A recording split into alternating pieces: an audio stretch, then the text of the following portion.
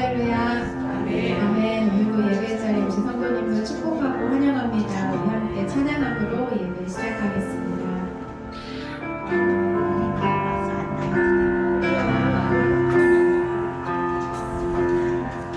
이해할 수 없는 상황 속에서도 정답이 신뢰합니다.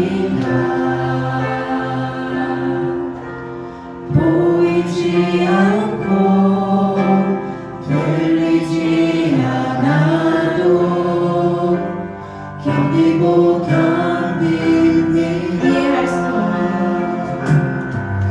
이해할 수 없는 상황 속에서도 정답이 신뢰합니다. 보이지 않고 들리지 않아도 견디고 견딥니다. 나지지 않은 상황 속에서도 정답이 기도합니다. 걸을 수 없고 멈출 수 없어도 버티고 버팁니다. 당신의 선하심 언제나 선하심 변치 않는 그 사랑을 나 노래합니다. 오늘도 아름답고 견고하게 세워주시니 그 이름 다시 한번 찬양해 볼까요? 이해할 수 없는 상황 속에서도 정답이 신뢰합니다. 보이지 않고 들리지 않아도 견디고 견딥니다. 나아지지 않는 상황 속에서도 정답이 필요합니다. 걸을 수 없고 멈출 수 없어도 버티고 버팁니다. 당신의 선하심 당신의 선하심 언제나 선하심 변치 않는 그 사랑을 나 노래합니다. 오늘도 아름답고 견고하게 세워주시니 그 이름 당신의 선하심 당신의 선하심 언제나 선하심 변치 않는 그 사랑을 나 노래합니다. 오늘도 아름답고 견고하게 세워주시니 그 이름 바라봅니다. 기도할 때 상한 맘 만지시며 내 모든 상처 치료하시네. 기도할 때 삶의 짐 벗어지며 하늘의 위로 기도할 때 내게 지혜를 주사 기도할 때 내게 지혜를 주사 주의 뜻대로 살게 하시네.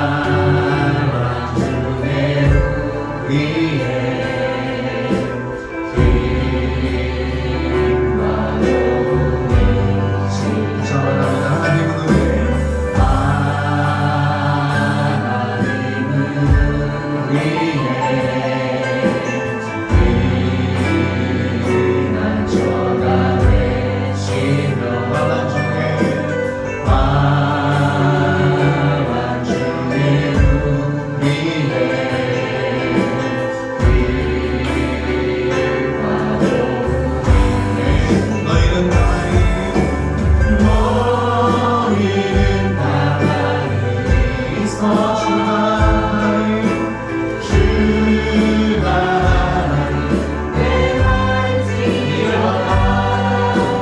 열방과 세계가 우는데 주가 높이는 하늘에서 가만히 있어 너희는 가만히 있어 주가 하나님 내 말지어라 열방과 세계가 우는데 주가 높이는 아들이라 사랑이라 아버지 사랑합니다 내 아버지 찬양합니다 내 몸나가요 선포합니다 예수 그리스도 주님 오시길 기다리며 시간 한편에 기도하기를 원합니다. 오늘도 부르신 하나님 아버지 주님 만나는 시간 되기 원합니다. 한 사람 한 사람 마음을 열어주시고 주님 앞에 드려지는 온전한 예배되게 하여 주시옵소서. 우리의 죄악됨을 고백할 때마다 하나님 용서하여 주시고 주의 기쁨으로 나아갈 수 있도록 성령 하나님 역사하여 주시옵소서. 주님 앞에 드려지는 온전한 예배되게 하여 주시옵소서. 우리 함께 합심하여 기도하겠습니다. 살아계신 아버지 하나님 감사함을 드립니다.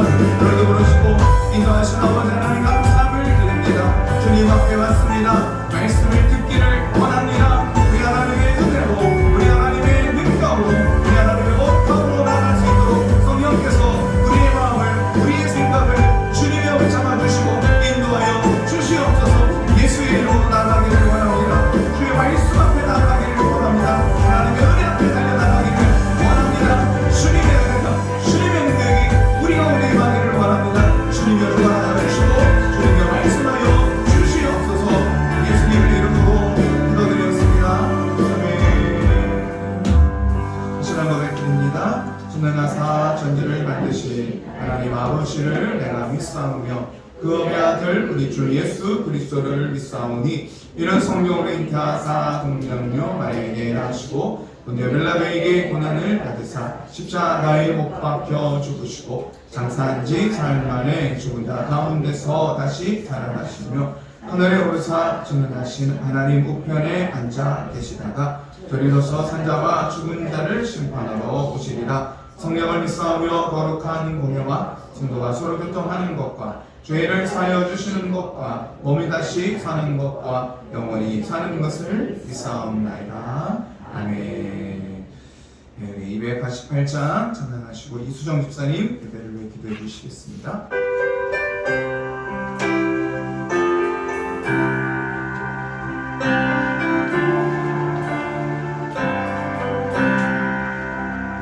예수를 나의 도주 삼고 성령과 피로써 거듭나니 이 세상에서 되어 모인 아들의 영광 누리고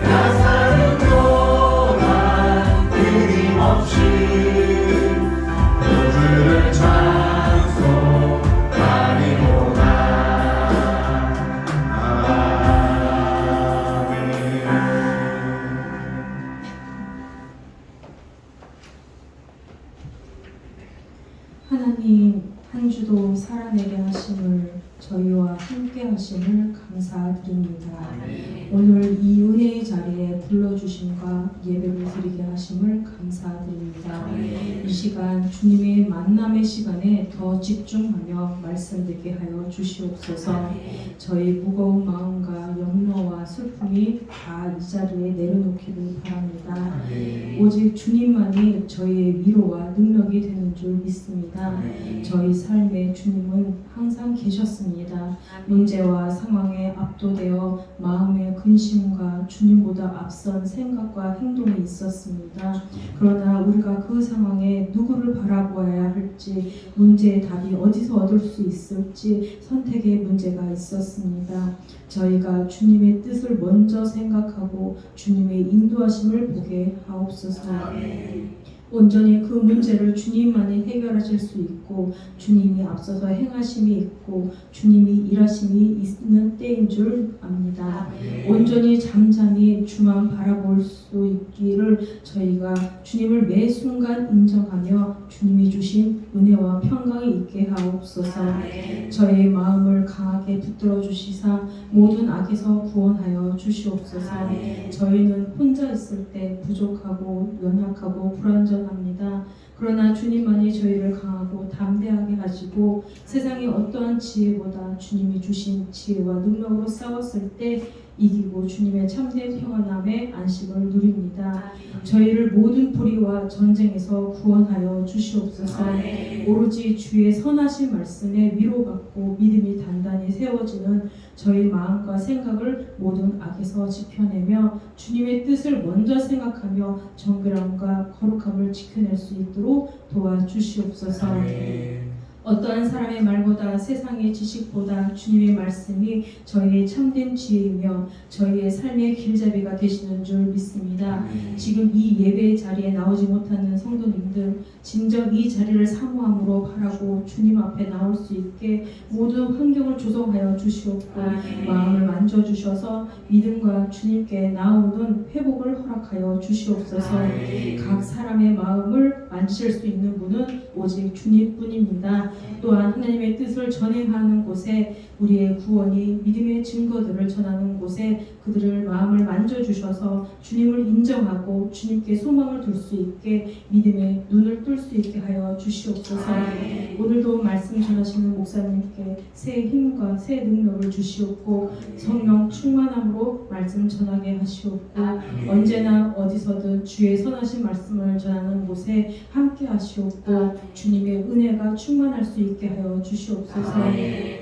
항상 두 목사님 영과 육을 만져주셔서 악한 질병이 떠나가고 새 생명으로 주님의 일을 끝까지 감당할 수 있게 하여 주시옵소서. 앞으로 있을 여름 성경학교와 청년 전도 여행이 있습니다. 모든 행사에 주께서 함께 하시옵고 안전하게 기쁘게 주님의 은혜가 넘침이 있게 하여 주시옵소서. 지금의 이 땅에 전쟁과 기근과 재해가 악한 세력 또한 저희 삶에 주님의 정의와 공의가 무너지는 진리를 질밟는 것들이 있습니다. 주님 구보 살펴 주시옵소서. 주님보다 능가한 자는 없습니다. 오로지 주님만 이 모든 것을 바로 세우실 수 있으며 믿음 있는 자들이 더욱 주님을 갈망하며 악한 자들이 전하는 거짓 위선 아니가 주님의 통치를 받아 주님의 진리와 의가 다시 회복되어 모든 땅에 주님의 십자가가 주님의 나라가 세워지게 하여 주시옵소서. 한 주도 주님 안에서 주님이 주시는 평안함과 성령 충만함으로 저희 소명 주님의 은혜로 잘 지켜낼 수 있도록 도와주시옵소서. 이 모든 것 우리 주 예수 그리스도 이름으로 기도드렸습니다. 아멘.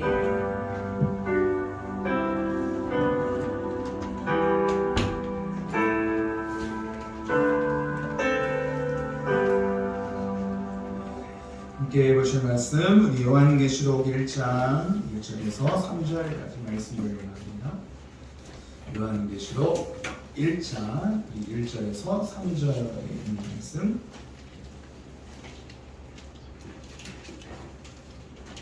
함께 말씀 보겠습니다. 예수 그리스도의 계시다. 이는 하나님이 그에게 주사 반드시 속히 일어날 일들을 그 종들에게 보이시려고 그의 천사를 그 종 요한에게 보내어 알게 하신 것이라. 요한은 하나님의 말씀과 예수 그리스도의 증거 곧 자기가 본 것을 다 증언하였느니라. 이 예언의 말씀을 읽는 자와 듣는 자와 그 가운데 기록하는 것을 지키는 자는 복이 있나니 때가 가까우니라. 아멘. 특별 찬양 드리겠습니다.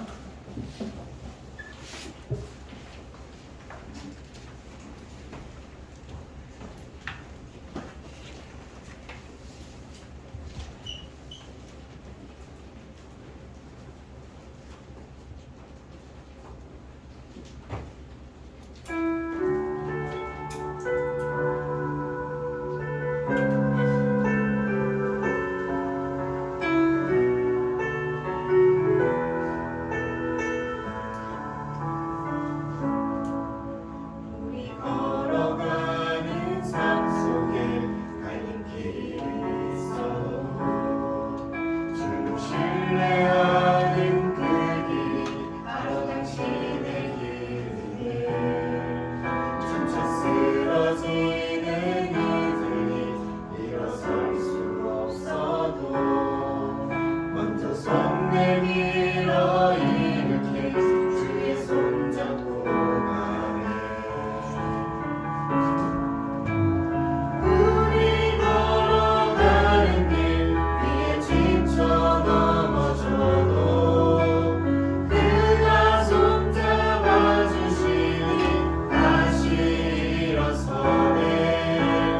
주가 함께 하신대. 삶의 방향이 달라져도 그가 함께 하시니 다시 걸어가네.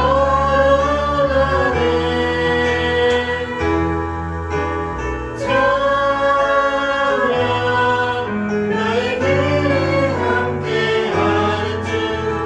찬양 우리와는 함께하는 주. 길을 찾는 우리 가운데 주가 중심 되시네. 주가 함께 하시니 우리 간절히 소망하네. 우리 걸어가는 삶 속에 갈림길이 있어도 주를 신뢰하는 그 길이 바로 당신의 길이네. 지쳐 쓰러지는 일들이 일어설 수 없어도 먼저 손 내밀어 일으킨 주의 손잡고 가네.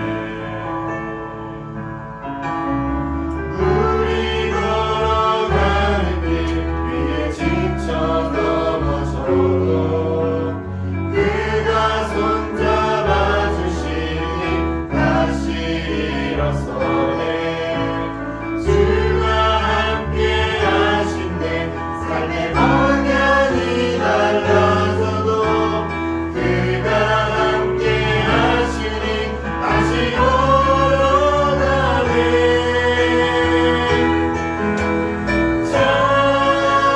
찬양 나의 길을 함께하는 주.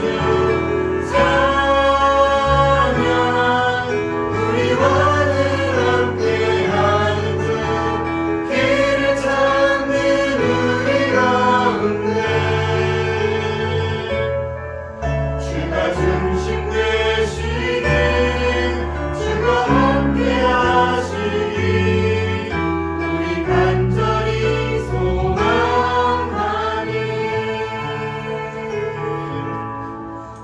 아멘. 하나님께 영광 받습니다.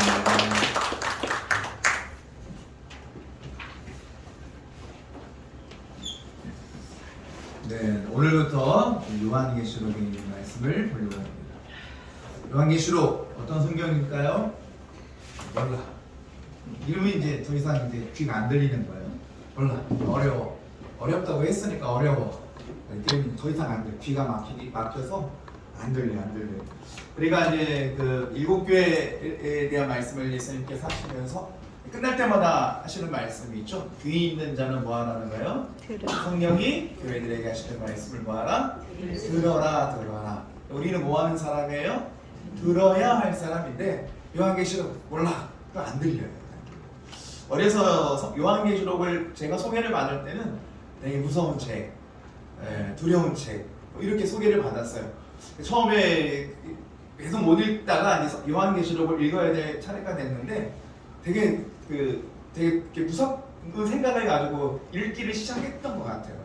물론 무슨 내용인지를 모르면서 그냥 막연하게 두려울 것 같아, 무서울 것 같아 이렇게 읽었던 기억이 납니다. 마치 요한계시록을 암호문을 풀어야 될 것처럼 굉장히 어렵고 누군가 특별한 사람만이 해석할 수 있고 그 사람의 해석을 들어야지만이 풀어낼 수 있는 암호문 같은 알 수 없는 그런 요한계시록이란 말을 듣게 됐죠. 이단들이 요한계시록의 말씀을 가지고 사람들을 속여요. 왜냐면 우리가 일단은 어려운 책이야, 뭔가 특별한 해석이 필요해 이렇게 생각을 하다 보니까 또 이렇게 단어나 문장이나 나오는 내용들이 쉽지는 않잖아요. 이상한 교리를 만들어내고 이상한 걸 가르치죠. 종말론 그러면 되게 우리에게는 소망 있는 말씀이거든요. 이 종말론이 잘못된 종말론이 있어요. 두렵게 우리를 두렵게 하고 우리 안에 있는 그 종교심이라는 걸 이용을 하잖아요. 오래전 다미성교회 몇 번 말씀을 드렸죠. 그때 당시 다미성교회뿐만 아니라 그 시점에 유행했던 게 뭐냐면 예수님이 몇 날 며칠 몇 년도 몇 날 며칠 오신다 라는 그런 이야기들이 여러 군데서 났는데 특별히 다미성교회 같은 경우에는 딱 못을 박았죠. 1998년 10월 28일 이날 어디에 오신다? 자기들이 있는 그쪽에 서교동 쪽에 있죠. 다미성교회 서교동 쪽에 있었어요. 경성고등학교 가기 직전에 여기 모인다. 흰 옷을 입고 성경에 흰 옷 입은 백성들 얘기하니까 우리 흰 옷을 입어야 된다. 흰 옷을 다 입고 예수님 오실 거야 라고 다미성교회는 직접적으로 얘기를 했고 이런 어떤 시대적인 상황이나 성경적인 이야기를 하면서 다미성교회처럼 몇 날 며칠 이렇게 말을 하지 않은데 기존의 성도들 마음속에서는 어떤 마음이 있었냐면 그쯤에 예수님이 올 거야 라는 생각을 막연하게 하는 사람들이 있었어요. 표현을 하지 못하는 게 잘못 표현하면 이게 이단이야 이렇게 말을 듣다 보니까 말을 안 하는데 그 말씀에 붙잡혀 사는 사람들이 있었어요. 그 사람들은 학교도 다 그만두고 직장도 그만두고 그 좋은 직장 학교 다 그만두고 집 다 팔았어요. 그리고 다 다미성교회에 갖다 바쳤어요. 대출까지 받아가면서 갖다 바쳤단 말이에요. 왜 이런 거예요? 주님 오시면 끝나잖아요. 이 땅에 주님 오시면 뭐가 필요했겠어요? 땅이 필요했겠어요? 직장이 필요했겠어요? 돈이 필요가 있겠어요? 다 필요 없다는 거예요. 그러니까 다 갖다 바쳤어요. 자기들만 갖다 바쳤죠. 이 사람들이 말이 맞는 것 같잖아요. 그런데 10월 28일에 주님이 오셨어요? 안 오셨죠. 그 말을 한 사람만 나중에 봤더니 돈이 은행에 잔뜩 있대. 본인도 다 갖다 드리지 못하면서 남들에게는 그렇게 시킨 거죠. 우리가 하나님의 말씀만 자세히 보기만 해도 이 사람들의 말이 거짓이라는 걸 큰 말에 채울 수가 있는데 말씀이 없다 보니까 그냥 말씀을 안 들어요. 듣지 않으니까 모르는 거야. 그 상황이 딱 닥치면 막 당황하게 되는 거예요. 이 시간 귀 있죠? 여러분 다 귀가 있잖아요. 그쵸? 들으시면 되는 거예요. 들어야 돼. 그래서 귀 있는 자는 성령이 교회들에게 하시는 말씀을 들어라 라고 말씀하신 이유가 뭐냐면 듣지 못하게 하는 일들이 있기 때문에 듣지 못하게. 예배를 드렸어. 근데 못 들었어. 하루만 한 주만 못 들으면 괜찮은데 매주 못 들었어. 못 들으니까 교회는 나오는데 신앙이 없는 거야. 확신이 없는 거야. 마태복음 24장에 예수님께서 이 종말에 관해서 이렇게 말씀을 하시래요.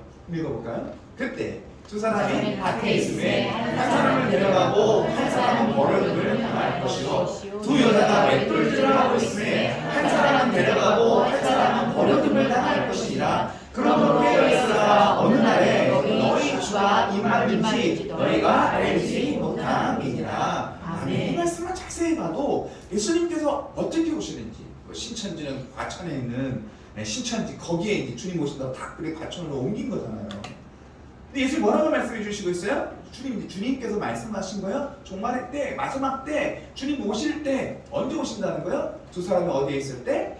밭에 있을 때. 두 사람이 뭐 하다가 두 여자가 맷돌을 이제 같이 간 것 같아요. 너 잡고 나 잡고 이렇게 같이 간 것 같아.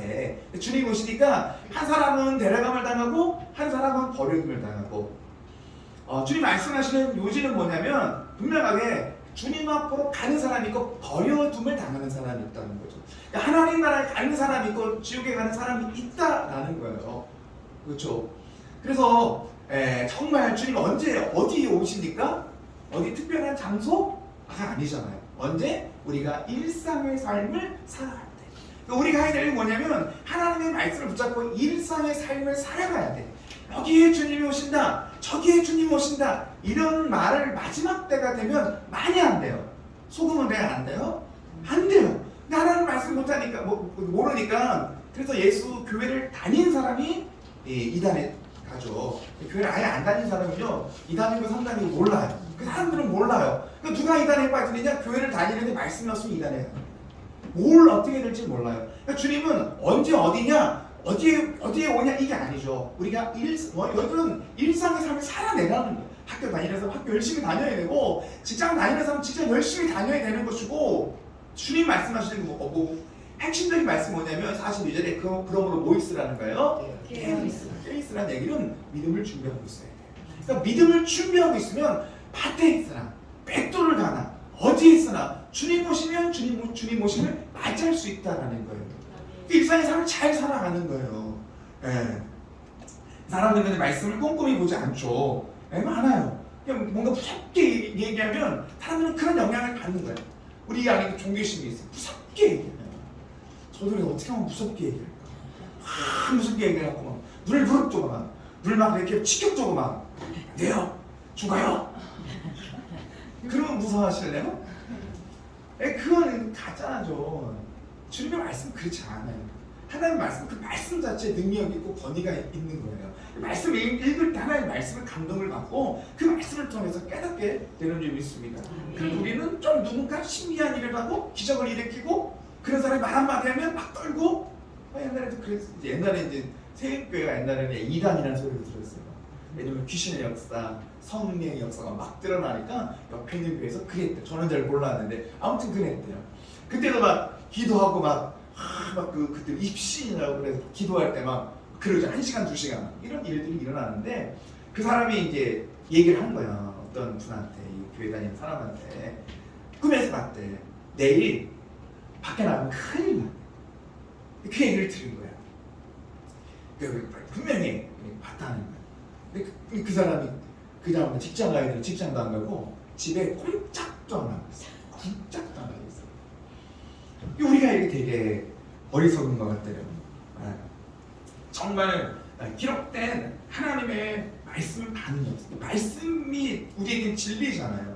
예언의 말씀이면 하나님의 말씀, 예언의 말씀이죠. 말씀에는 우리가 반응하지 않는데 누가 말했대? 신비한 누군가가 얘기했대. 그럼 말 한마디에 우리가 왔다 갔다 하고. 그렇지 않아요. 다 지나가는 것들이죠.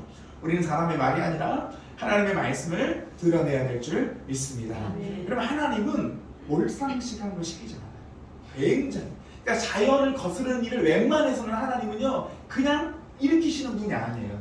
왜냐하면 우리의 삶 자체가, 우리가 삶을 살아가는 게 하나님 안에서는 기적이고 하나님께서 우리에게 허락하신 삶이잖아요.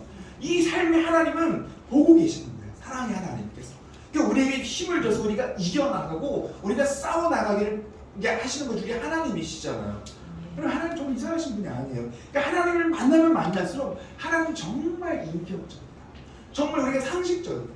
그렇다고 해서 세상의 상식이 아니라 정말 우리가 생각을 할 때도 정말 이상하지 않는 분이라는 거예요. 그런데 조금 뭔가 신기한 일이 일어나서 막 이상한 거 시켜도 그거 다 하는 거예요. 어리석죠.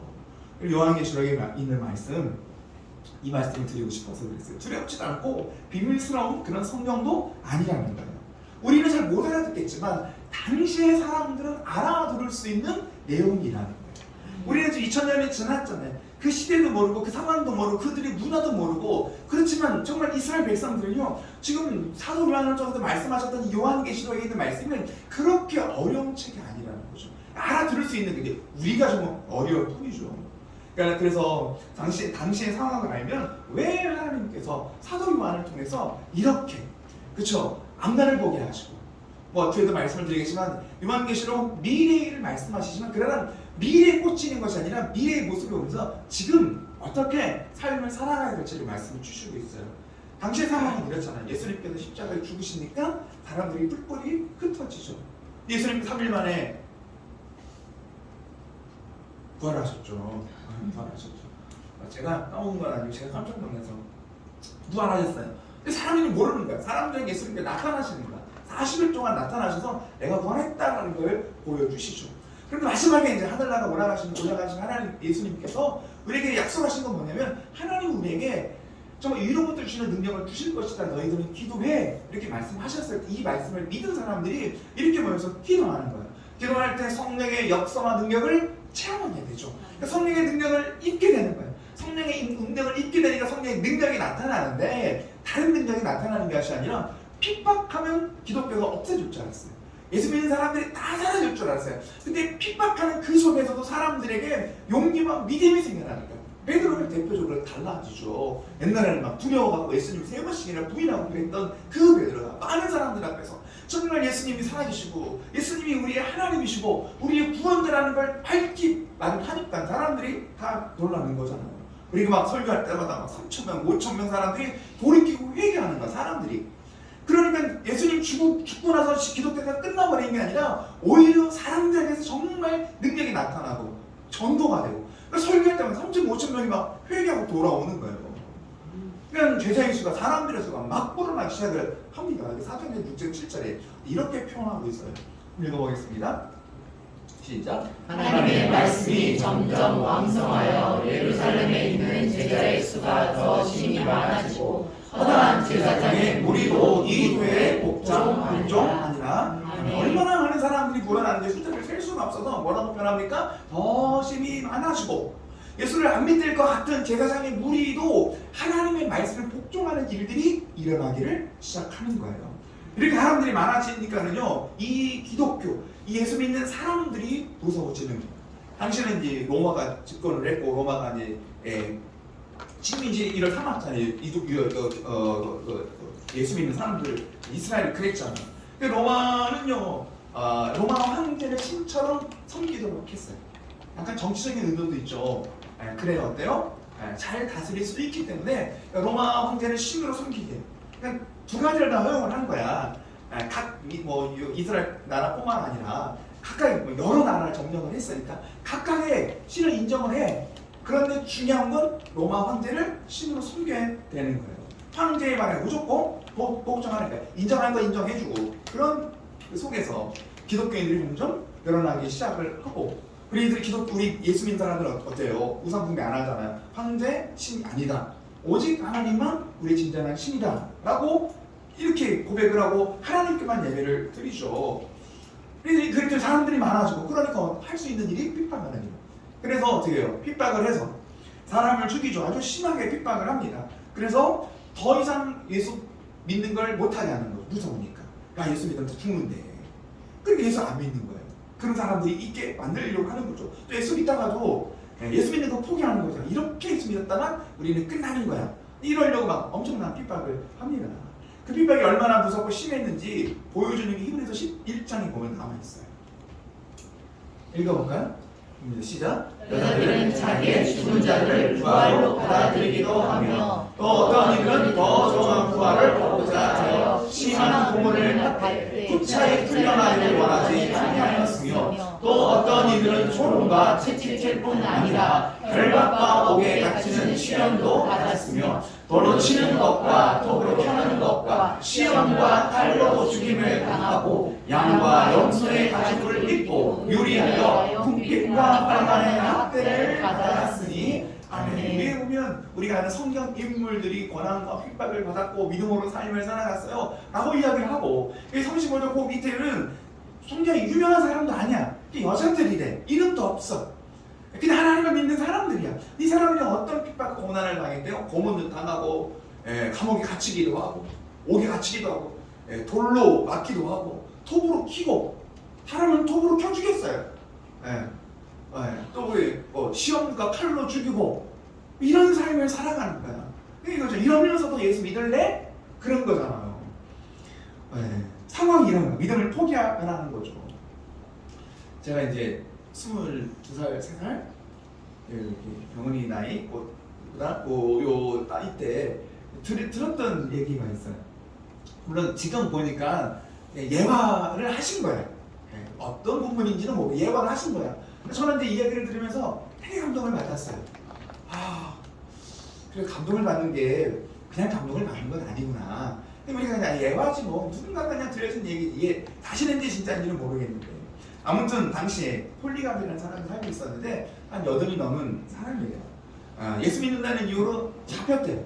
그리고 앞에다가 큰 불을 펴놓은 거야. 지펴놓은 거야. 화형에 처하려고 딱 그런 거야. 딱 세워놓고 이게 노인이죠. 할아버지 딱 세워놓고 로마의 사람들이 얘기를 하는 거죠. 네가 지금 여기서 부인하라. 지금 여기서 한 번만 예수 안 믿는다고 한 번만 그 말씀에서 여기서 그냥 한 번만 부인하고 나가서 예수를 믿든 말든 상관 안 하겠다. 이 자리에서 한 번만 예수님을 모른다고 얘기해라. 그러면 살려주겠다. 그 얘기를 했대요. 그 얘기를 딱 들은 폴리갑이 얘기를 하죠. 한 번만 부인하면 살 수 있잖아요. 폴리갑이 뭐라고 얘기하냐면 아니 우리 주님은 평생 동안 날 한 번도 부인하지 않은데 내가 어떻게 여기서 부인할 수 있겠느냐 이렇게 고백을 하고 화형에 처해졌대요. 이 얘기를 듣는데 저는 되게 감동이 됐어요. 다른 분들은 어떻게 듣는지 모르겠는데 뭐 지난 시대가 지나고 나니까 이거 그냥 예화 책을 보면 나올 수 있는 그럴 법한 얘기잖아요. 근데 저는 감동이 됐어요. 그래서 결심했죠. 그렇지. 나도 주님을 부인하는 삶은 안 되겠다. 나도 끝까지 예수님 잘 믿을 거야. 가서 막 뭉클하고 막 눈물도 글썽글썽하고 막 그랬어요. 근데 그 믿음의 그 감동과 고백을 우리 하나님 정말 받으신 줄 믿습니다. 받으시더라 이 고백이. 그런데 살다 보니까는요 나에게 칼이 들이고 예수 믿을래 안 믿을래 이런 일은 없어요. 그런데 자그마한 일인데도 정말 예수님을 부인하는 일들이 참 많이 있었던 것 같아요. 아무튼 그랬던 것 같아요. 당시에 사람들이 어떻게 정말 믿음을 지키기 위해서 어떻게 살았는지를 알 수가 있어요. 이렇게 믿음으로 살아내는 게 어려워요. 믿음으로 산다는 게 고난과 핍박 가운데 정말 믿음의 삶을 살아간다는 것이 얼마나 어려운지 이렇게 하나님께서 요한계시록을 통해서 사도 요한을 통해서 기록하게 하시는 거예요. 다른 이유는 아니에요. 앞으로 되어질 일 하나님 주님 다시 오실 거야.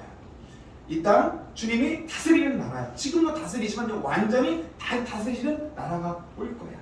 우리 하나님과 이기는 자, 승리하는 자가 될 거야. 지금의 고난과 핍박 어렵지? 그러나 조금만 참아. 우리의 믿음 끝까지 믿음을 잃지 말라고 요한계시록을 통해서 주님께서 말씀을 주시고 있는 거예요. 낙심하지 말라. 믿음 잃어버리지 말라는 거예요. 그러니까 우리가 이 뭐야? 끝까지 주님 붙잡는 일이에요. 그때 당시에는 뭐 칼을 들이대고 톱으로 껴고 이런 핍박이 있지만 사실은 지금이 더 무서워요. 그때는 그때대로 무섭고 지금은 지금대로 우리를 유혹하는 일들이 너무 많아요. 칼이면 눈에 보이니까 싸울 수 있을 것 같아요. 그럼 나중에 이따가 나눠보시기 바라요.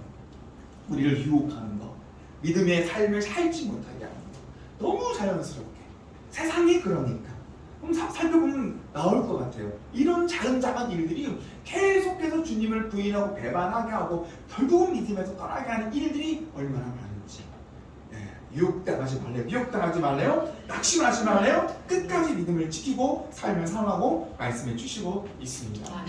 주님 다시 오시는 줄 믿습니다. 믿음을 지키는 삶을 살아가야 돼요. 요한계시록은 미래의 일, 앞으로 되어질 일도 분명하게 말씀하시죠. 아직 이루어지지 않았습니다. 성경에 있는 모든 성경은 다 이루어졌는데 하나 요한계시록에 있는 말씀을 이루어지지 않았잖아요. 앞으로 될 일을 말씀하시는데 그게 앞날 미래를 점치는 그 얘기가 아니라 그 날을 바라보게 하시고 오늘 우리의 믿음의 삶을 정말 현실 속에서 믿음의 삶을 살아내라고 말씀해 주시고 있습니다.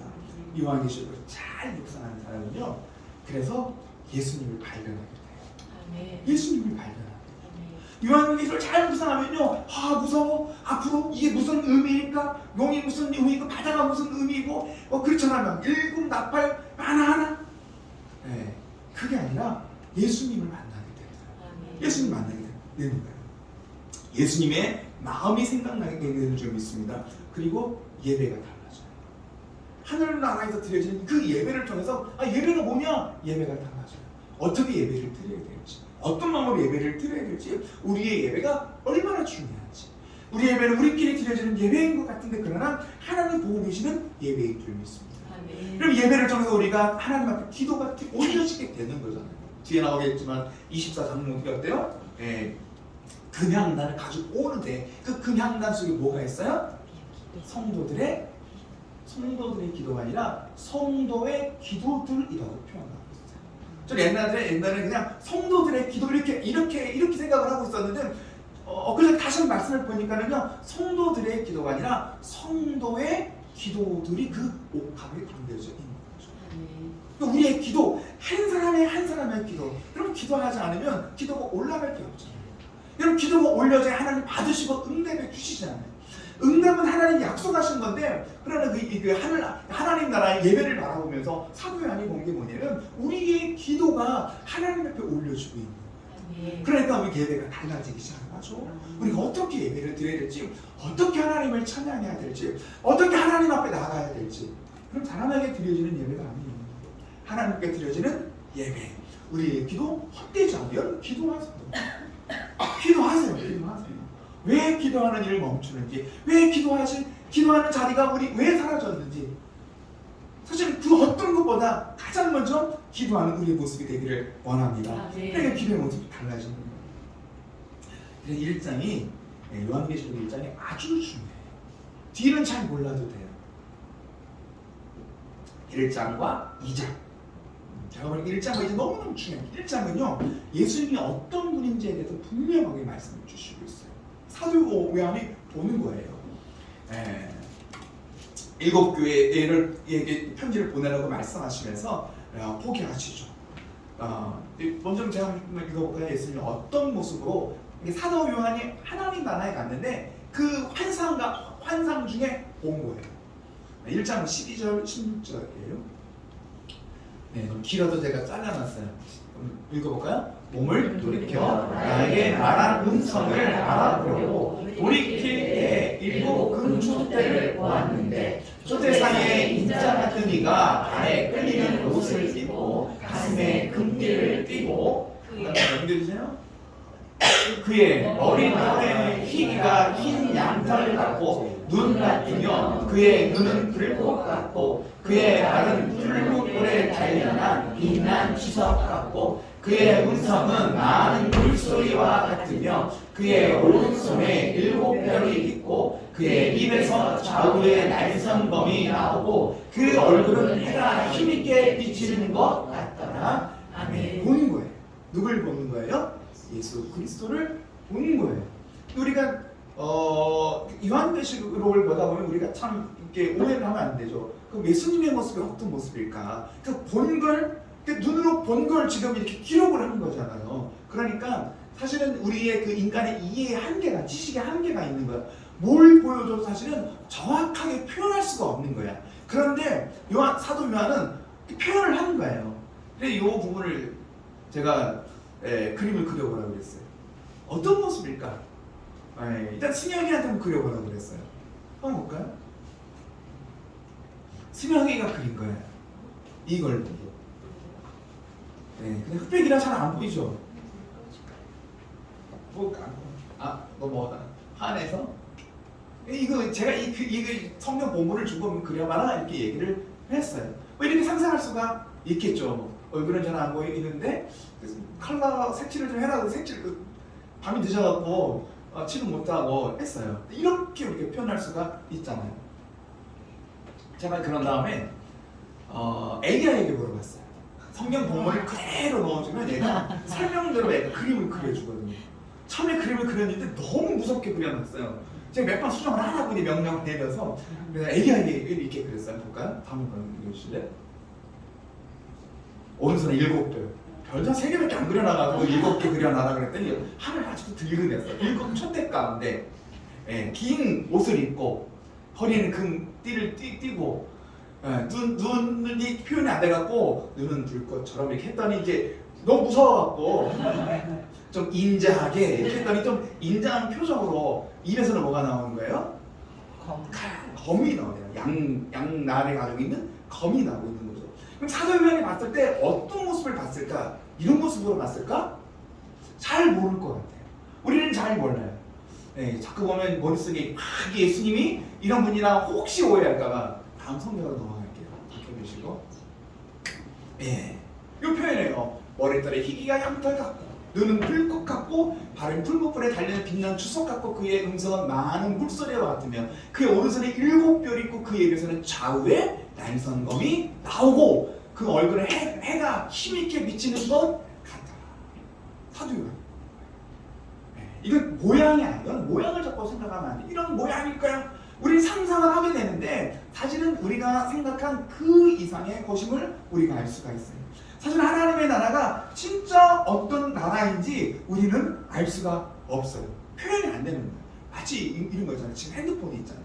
2000년 전 사람이 드라마 같은 이야기죠. 2000년 전 사람이 이 땅으로 온 거야. 핸드폰을 보고 갔어. 아, 놀라워. 놀라워. 그리고 이제 그 2000년 후로 가갖고 얘기를 해주는 거야. 뭐라고 얘기해 줄까요? 여러분, 뭐라고, 우리는 좀 알잖아. 우리끼리는 다 알잖아. 우리 아버지가 92살인데도 이거 찍고, 사진도 보여 다 하시거든요. 그런데 아무리 머리가 뛰어난 사람이 2000년 전 사람이 이 땅에 나가갖고 핸드폰을 딱 보고 나서 그럼 자기 나라로 간 거야. 다시 자기 시대로 간 거야. 그 설명을 해줘야 되는 거야. 내가 분명히 봤네. 막 하늘이 시커멓게 막 날아다니고 막 사람들이 막 이게 설명이 돼야 안 돼요? 설명이 안 돼. 처음이 설명이 안 돼. 그러나 하나님이 보게 하신 이유는 분명하게 있어요. 분명하게. 좀 다른 게 아니죠. 12절부터 정말 예수님이 어떤 분인지를 말씀해 주시고 있어요. 교회 가운데 다니시는 우리 주님이 교회를 다스리고 계신다. 아멘. 일곱 초대를 통해서 하나님께서 지금 다스리고 있는 거야. 그러니까 두려워하지 마. 무서워하지 마. 너희들은 안 보이지만 지금 하나님이 이 세상을 다스리고 있어. 교회를 지키고 있고 교회를 보호하고 있는 거야. 이건 눈에 보이는 7교회가 아니라 우리 한 사람이 교회들이잖아. 여러분이 교회잖아요. 그러니까 하나님께서 너희들을 지키고 있는 거야 라는 걸 알라는 거야. 그렇죠? 불과 같은 눈으로 우리를 보시면서 하나님은 정확하게 우리 아픔을 아시고 우리의 고통을 아시고 우리를 정확하게 보시면서 우리에게 말씀하시는 그리고 풀무불까지 달려는 주석 같은 이건 승리를 상징합니다. 하나님 이기시고 정말 지시는 분이 아니고 입에서는 자유의 날선검이 나와서 하나님의 분명한 말씀을 우리에게 말씀하시는 하나님입니다. 교회들에게 말씀하시면서 뭐라고 말씀해 주고 있어요? 귀 있는 자는 뭐 하라는 거요? 성령이 교회들에게 하는 얘기를 들으라고 말씀해 주시고 있어요. 지금도 말씀하셔서 우리를 지키시고 말씀으로 보호하시는 하나님이시죠. 이걸 보는 거야. 어떤 모양을 보고 사도 요한이 보고 왔는지는 모르겠는데 이걸 우리에게 표현해 주고 싶은 거예요. 당시 사람들에게 표현해 주고 싶은 거예요. 그러니까 핍박당하는 그 고난 속에서도 믿음을 잃어버리지 말라고 말씀해 주시고 있는 것이죠. 그러면 하나님은 우리를 다스리고 통치하고 계세요. 이 세상이 할머니 핍박하고 세상이 이길 것 같지만 그러나 우리 주님이 이기시는 줄 믿습니다. 나 혼자 당하는 고난이 아니에요. 나 혼자 당하는 핍박이 아니에요. 나 혼자 당하는 어려움이 아니라는 거예요. 그래 분명하게 교회를 향해서 말씀하시죠. 우리 계시록 2장 7절에 읽어볼까요? 하루 찾아놓은 거예요. 읽어봅니다. 귀 있는 자는 성령이 교회들에게 하시는 말씀을 들으시도다. 아멘. 귀가 있으십니까? 들으시면 돼요. 왜요? 들어야 돼요. 왜냐면 성령은 교회들에게 뭐 하시는 분이에요? 말씀하시는 분이에요. 그렇죠. 좌우의 날선검이 그 예수님의 입에서 나오는 것처럼 오셔서 우리에게 말씀하시는 하나님입니다. 우리를 향해 뭐라고 말씀해 주시고요? 뭐라고 말씀하시는 너희들은 들을지어다. 들을지어다. 여러분 듣는 자가 살아나요. 그럼 제가 여러분을 여기서 왜 깨우겠습니까? 딱 졸려요. 피곤해요. 자면 안 돼요. 말씀을 드려야 돼요. 다른 생각을 막 가지고 막 공상하고 있어요. 그러잖아요. 말씀을 듣다 보면 딴 생각하고 있어요. 내가 밥도 해야 되고 만두국도 끓여 먹어야 되는데 터지면 안 되는데 이런 생각이 올라오잖아요. 그럼 그 생각을 멈추고 뭐 하라는 거예요? 주의 말씀을 들으라 하는 거예요. 왜냐하면 들어야 살기 때문에 그렇습니다. 그러니까 들으라는 얘기는 제발 그냥 내가 설교하니까 좀 들어주라 그 얘기가 아니라 하나님의 말씀이 들려져야 그 말씀이 나를 살리기 때문에 그렇습니다. 교회들에게 하시는 분명한 주의 말씀인 줄 믿습니다. 들어야 돼요. 먼저 그래서 에베소 교회를 향해서 말씀하시잖아요. 뭐라고 말씀해 주고 있어요? 2장 2절 볼까요? 봅니다. 내가 내 행위와 수고와 내 인내를 알고 또 악한 자들을 용납하지 아니한 것과 자칫 서로 앞에 아닌 자들을 시험하여 그의 거짓된 것을 내가 드러낸 것과. 주님은 아십니다. 7개를 향해서 계속해서 하나님께서 말씀하시는 건 뭐냐면 알아. 네가 어떤 삶을 살고 있는지, 어떤 믿음을 지키기 위해서 어떻게 너희가 정말 기도하고 애쓰고 있는지 주님 아신다고 말씀해 주시고 있습니다. 여러분의 수고를 아셔요. 저는 힘이 돼요. 그래서 주님이 알고 계시는구나. 주님이 알아주시는구나. 그러니까 우리가 조금 안 된다고 해서 낙심이나 절망할 일이 아니에요. 그럼 새벽에 나와서 기도하자. 새벽 말씀을 듣잖아요.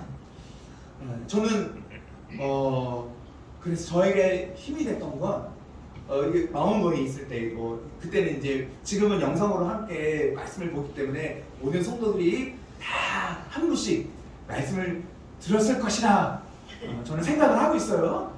들어주시라는 얘기죠. 근데 그때는 이제 나오시는 분이 없어요. 새벽에 나오시는 분이 2분, 3분 이렇게 나오셨어요. 가끔 나오면 한 분 더 나오시고 늘 권사님들 나오셔서 예배하시고. 저는 그렇지 않아요. 사람을 바라보면 낙심이 될 수도 있잖아요. 근데 저는 그렇지 않았어요. 하나님께서 주신 마음이 정말 내 수고와 있음, 주님께서 주시는 마음이 어떤 거냐면 그럴 수 있어요. 벌써 뭐 10몇 년을 한결같이 저는 너무나 감사해요. 이 자리에 이 새벽에 있다는 것 자체가 얼마나 놀라운지.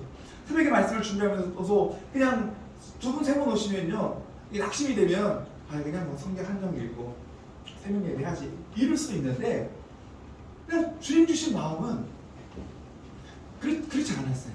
한 분이 얼마나 소중한데, 그래서 한 분이 얼마나 소중한데 한 분 한 분에게 말씀이 들어가야 되는 마음을 주시니까 정말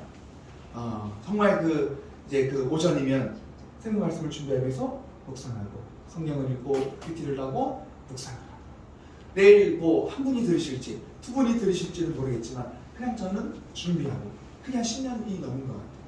그러니까 주님이 다른 건 아닌 것 같아요. 내가 너 실수한 건 많지만 그 수고를 알고 계신다 라고 말씀하시는 주님이 말씀이 들리니까 위로가 돼요. 그럼 여러분이 하는 그 수고는 헛되지 않아요. 저에게 주어진 이 새벽에 10여 년이라는 그 시간은 결코 헛된 시간이 아니죠. 만약에 제가 허투루 힘없다고 헛으로 10년을 그래 보냈다면 저는 그 10년이 그냥 지나가는 시간이었잖아요. 근데 그렇지 않아요. 그럼 여러분의 수고는 헛된 시간이 없어요. 주님 앞에 드려지는 헌신과 주님 앞에 드려지는 그 봉사와 그 힘은 주님께 드려지는 건 헛되지 않아요. 주님이 다른 거 말씀하잖아요. 내가 너를 알고 있다. 수고를 알고 있다고 말씀해 주시고 있습니다. 그러나 책망도 하시죠? 4절이에요. 다들 보겠습니다. 그러나 너를 책망하시니 너의 처음 사랑을 버렸느니라.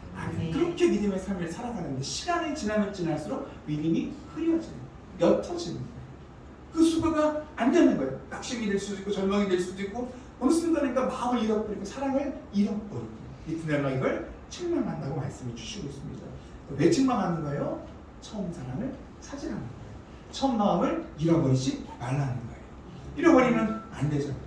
어떻게 될지도 말씀해 주시고 있어요. 5절 볼까요? 5절 봅니다. 그러므로 어디서 떨어졌는지를 생각하고 회개하여 처음 회개를 가지라. 만일 회개하지 아니하고 회개하지 아니하면 내가 가서 네 촛대를 그 자리에서 옮기리라. 아멘. 생각해 보세요. 어디서부터 그랬는지, 어디서부터 사랑을 잃어버렸는지, 어디서부터 믿음을 잃어버렸는지, 어디서부터 열정을 잃어버렸는지. 그냥 힘들어서, 피곤해서 이렇게 생각하면서 그렇지 않다는 거예요. 어디서부터 네가 떨어졌는지 이 말씀하시는 이유는 다시 회복하라. 하나님 사랑에 안에 거하라. 정말 열정적으로 주님 앞에 열심을 다해 주님 앞에 나가라고 말씀해 주시고 있습니다. 정말 그럴 게 있는 우리는 들어야 될 줄 믿습니다. 아멘. 회복함, 주님 회복하라고 말씀해 주시고 있어요. 왜냐면 그 주님과의 그 사랑을 나누는 게 크게 옳은 것이기 때문에 그렇습니다. 정말 주님을 바라보기를 원합니다. 아멘. 반드시 이기게 하시는 주님인 줄 믿습니다.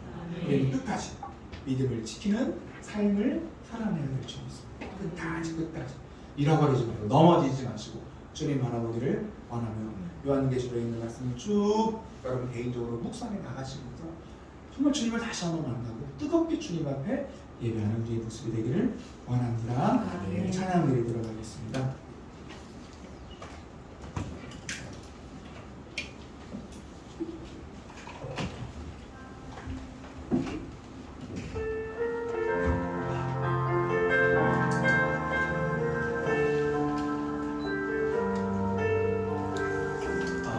우리 찬양하면서요 주님을 경배하고 예수님의 이름을 부를 때 감동하시고 힘주시는 분은 우리 주님이실 줄 믿습니다.